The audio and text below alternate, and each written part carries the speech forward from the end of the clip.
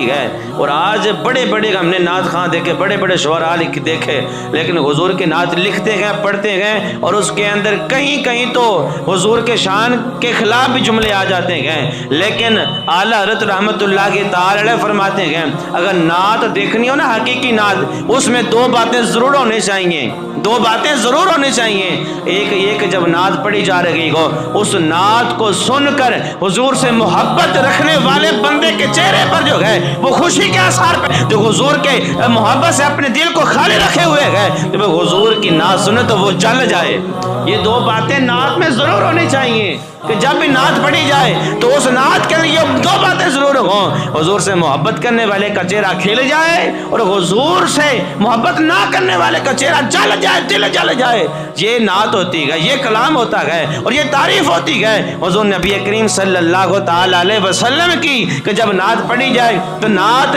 جب سنی جا رہی ہو اور پڑھی جا رہی ہو، سننے والوں کے چہرے کھل جائیں، اور جو حضور کی نعت نہیں سننا چاہتے، جب ان کے کانوں میں حضور کی تعریف ہو جائے تو ان کے سینے بھی جل جائیں، ان کے سینے بھی جل جائیں، اور ان کے جو اپنا کان بھی جل جائیں، اور ان کے سوچ و بچار بھی جل جائے کہ یہ کیسی تعریف ہے۔ تعریف اس طرح کی ہونی چاہیے۔ اور حضور علیہ الصلوۃ والسلام کی جو تعریف ہے نا، کی کیوں جاتی ہے؟ کیونکہ حضور کا نام ہی ایسا ہے، محمد،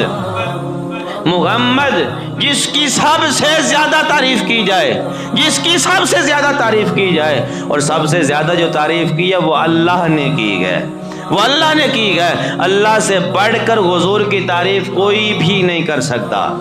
کوئی بھی نہیں کر سکتا، کوئی بھی نہیں کر سکتا جتنی تعریف اللہ نے محبوب کی ہے۔ اللہ سے بڑھ کر کوئی بھی حضور کی تعریف نہیں کر سکتا۔